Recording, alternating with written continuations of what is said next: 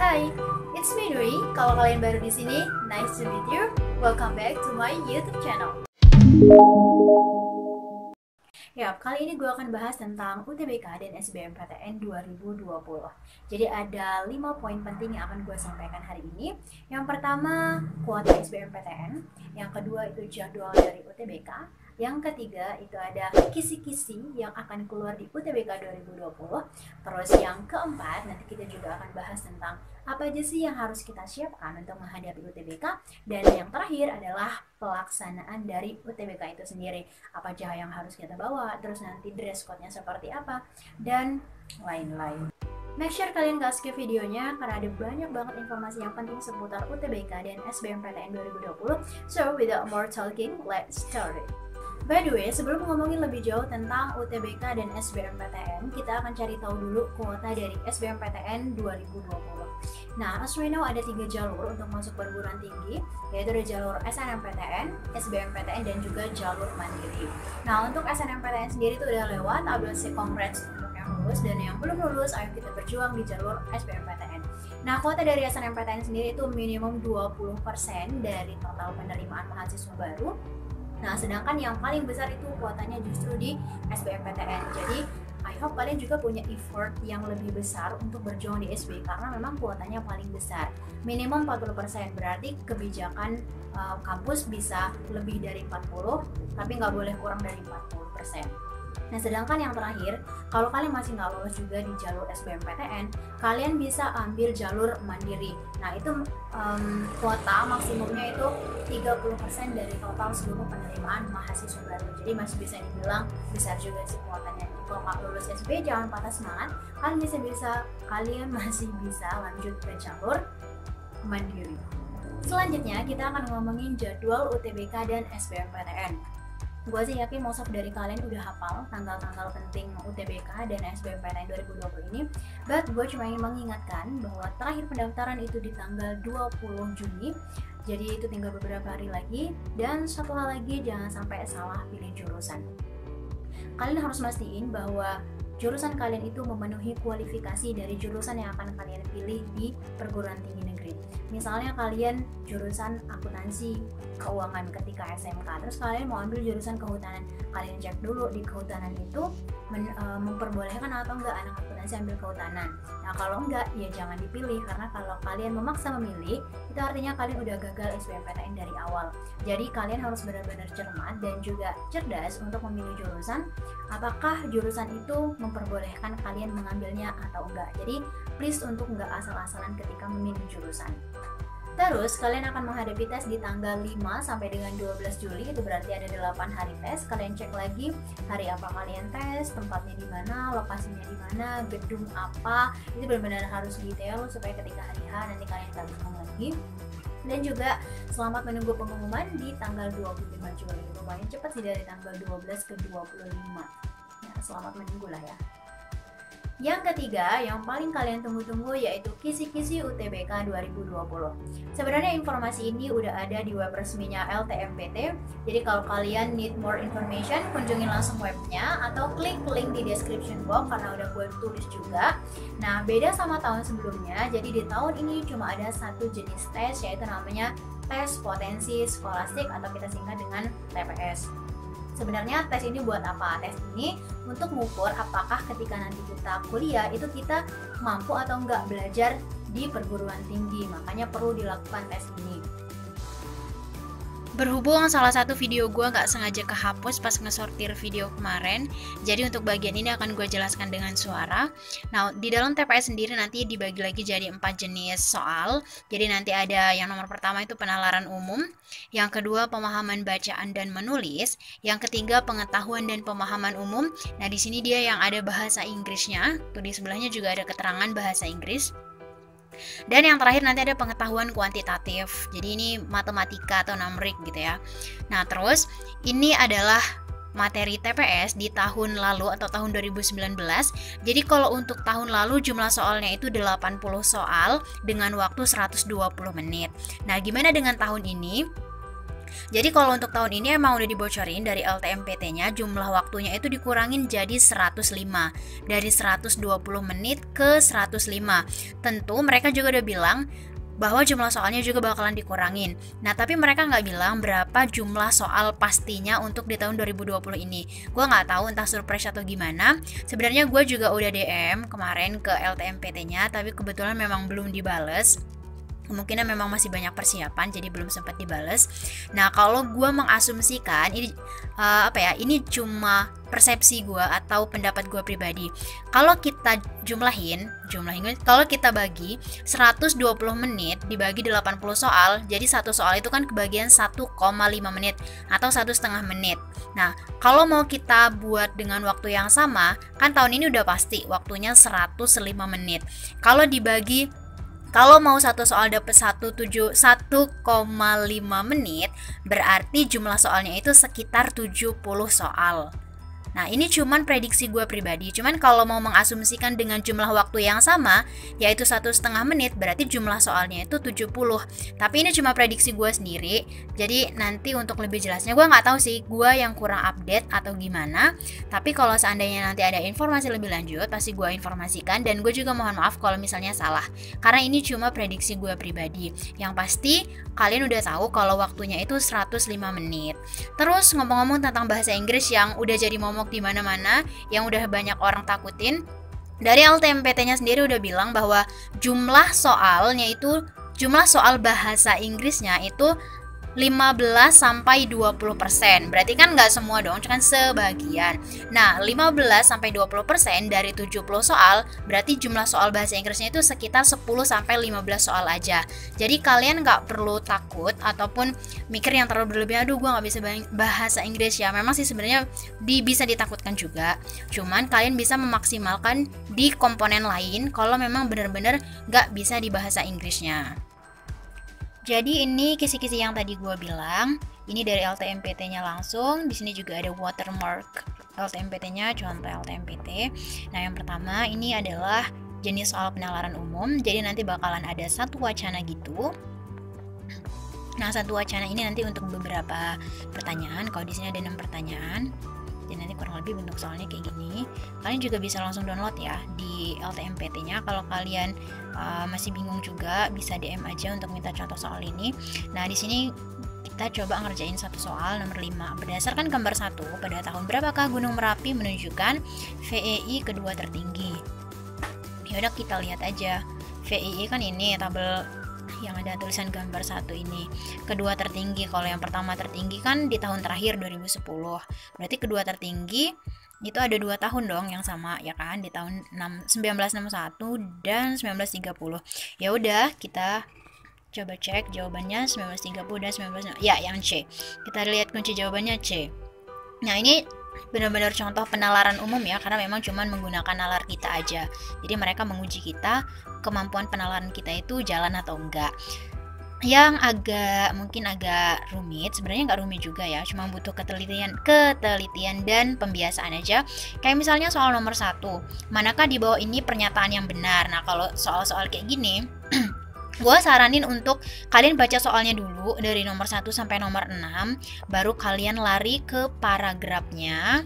Nah, nanti kan ketika kalian baca paragraf, kalian nemuin tuh, oh di sini tadi pertanyaan nomor ini, jadi kalian nggak bolak-balik. Sebenarnya ini cuman choice aja. Kalau kalian lebih suka baca paragraf dulu baru soal, nggak apa-apa, nggak masalah. Semua itu kembali ke diri kita masing-masing, mana yang paling nyaman dan paling cepat di diri kita. Terus kita lanjut ke contoh soal pemahaman bacaan dan menulis. Kalau ini lebih ke pengujian EYD ya, ejaan yang disempurnakan bahasa Indonesia. Tetap nanti bakalan ada bacaan atau wacana gitu. Ini untuk beberapa soal, nanti kayak ditanya nih nomor 1, judul yang paling tepat. Itu kan kayak yang biasa kita kerjain ketika kita ulangan bahasa Indonesia kan. Kata berimbuhan, itu kan kayak EYD banget kan. Kata yang paling tepat untuk melengkapi titik-titik ya, jadi benar-benar menguji kemampuan bacaan dan menulis kita.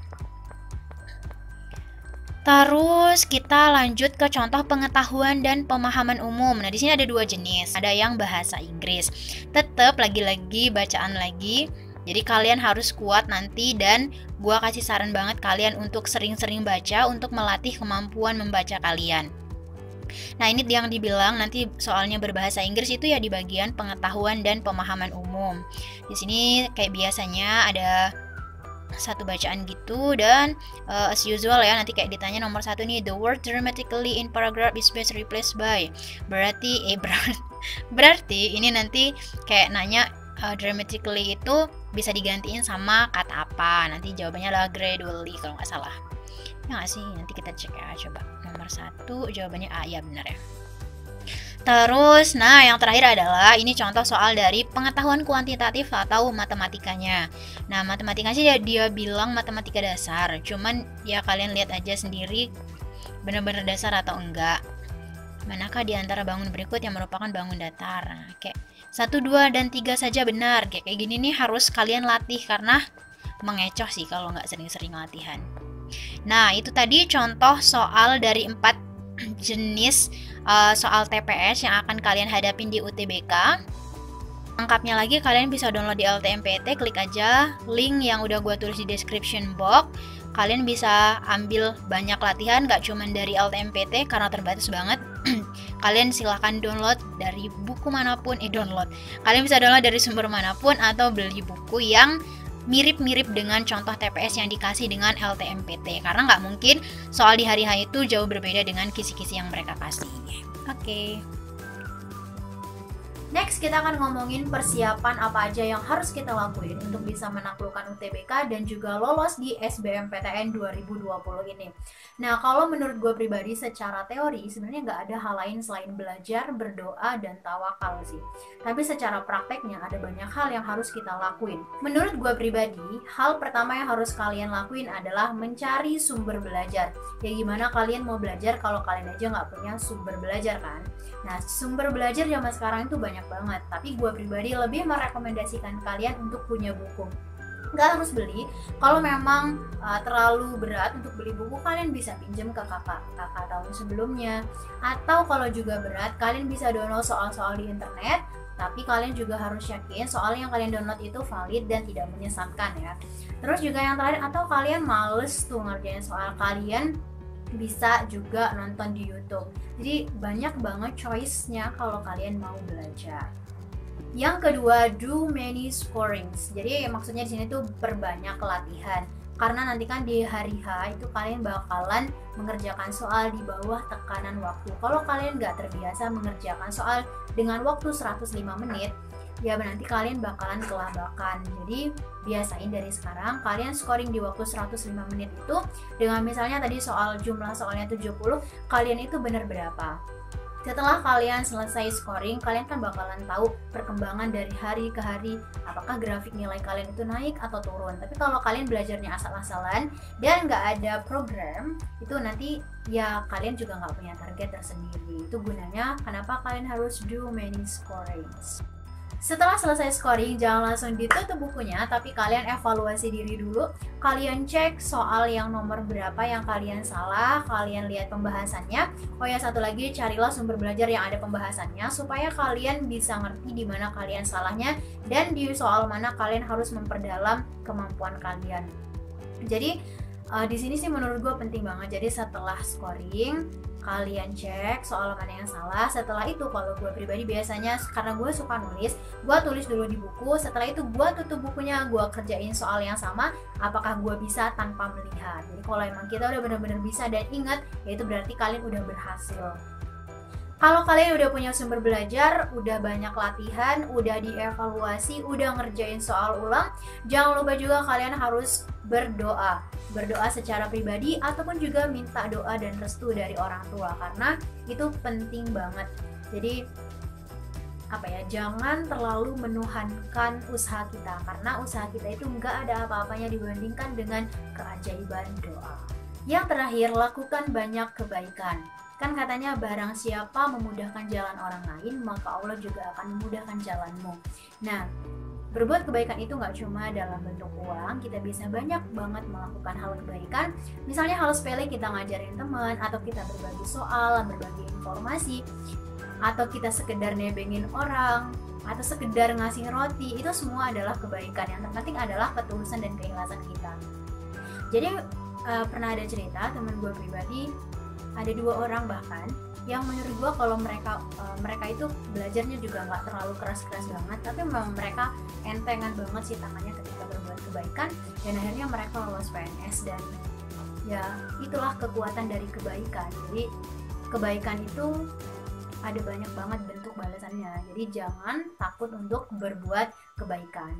Yang terakhir yaitu pelaksanaan dari UTBK itu sendiri. But sebelumnya gue saranin ke kalian untuk cek lokasi, khususnya kalau kalian belum familiar dengan kampusnya ataupun juga dengan lokasi dan gedungnya. Jadi supaya ketika hari H-tes kalian tuh udah tahu akan menuju kemana, dan juga nggak bingung lagi, nggak nervous lagi karena udah yakin tahu tempatnya. Terus jangan sampai kalian datang terlambat di hari H pelaksanaan UTBK. Gue nge-warning banget tentang keterlambatan, karena kalau kalian terlambat, kalian gak akan diperbolehkan masuk, dan itu artinya kalian harus bersabar untuk menunggu UTBK di tahun selanjutnya. Karena tahun ini itu cuma ada 1 kali tes UTBK, jadi make sure kalian datang ya minimal 30 menit lah ya, selambat-lambatnya 15 menit. Biar apa? Biar kalian bisa mempersiapkan diri, terus kalian tenang dan gak nervous lagi. Jadi kalian nanti bisa ngerjain soal dengan konsentrasi dan gak tergesa-gesa karena tadi terlambat misalnya. Untuk dress code sendiri, gak ada ketentuan kalian harus pakai seragam sekolah karena memang kalian udah lulus. Jadi seperti tahun-tahun sebelumnya itu biasanya bebas dan rapi. Yang pasti kalian gak boleh pakai kaos oblong dan juga sendal jepit. Make sure kalian pakai sepatu. Kalau yang cewek seminimum flat shoes. Tapi kalau takut ya boleh pakai pantofel ataupun sepatu sekolah lah kalau mau benar-benar aman. Yang cowok boleh pakai kemeja dan lain-lain. Yang pasti bebas sopan. Perlengkapan yang harus kalian bawa ketika UTBK nanti, gak banyak sebenarnya, cuma ada 3. Yang pertama adalah kartu UTBK kalian, di print dengan jelas, jangan sampai bures. Yang kedua adalah fotokopi ijazah kalau memang udah ada ijazah. Kalau belum silakan bawa SKL, surat keterangan lulus. Jangan lupa kalian cek, di situ harus ada nama kalian, harus ada NISN, terus ditanda tangan sama kepala sekolah, ada NPSN-nya. Kalian cek lagi karena kebanyakan SKL itu nggak ada NPSN-nya. Kalau misalnya nggak ada, kalian tanya aja ke LTMPT-nya, boleh nggak kalau nggak ada NPSN-nya, atau emang bener-bener harus cetak ulang yang ada NPSN-nya. Terus juga harus ada pas foto kalian. Dan yang terakhir, karena ini masih pandemi, jangan lupa untuk bawa masker. Karena kalau kalian nggak bawa masker, kalian nggak akan boleh ikut ujian. Oh ya, kalian nggak perlu membawa alat hitung kayak kalkulator ataupun handphone, karena memang tidak diperbolehkan untuk membawa ketika kalian sedang mengerjakan ujian, jadi tinggal aja di rumah. Itu tadi informasi seputar UTBK dan juga SBMPTN 2020. Kalau kalian masih punya banyak pertanyaan, kalian bisa follow semua media sosialnya LTMPT di sini, atau kalian bisa DM ke gue di Instagram, atau juga komen di bawah. Insya Allah akan gue balas satu-satu. Semoga sharing kali ini bermanfaat. Gue cuma bisa mendoakan dan mendukung kalian. Semoga bisa masuk di kampus impian masing-masing. Satu hal, jangan lupa memantaskan diri, karena setinggi itu harapan kalian, setinggi itu juga kalian harus memantaskan diri. Ingat, ada ratusan ribu orang di luar sana yang lagi berjuang mati-matian untuk menaklukkan UTBK. Jadi kalau kalian masih scroll IG tanpa tujuan yang jelas, lebih baik ditinggalkan, karena that is impossible to achieve your dream. Jadi mulai dari sekarang, prepare dari diri kalian untuk bisa banggain keluarga dan juga semua orang yang kalian sayangin. Ingat, kalian gak cuma hidup untuk diri kalian, tapi juga untuk banyak orang. Sampai ketemu di next video. Happy watching. Bye-bye.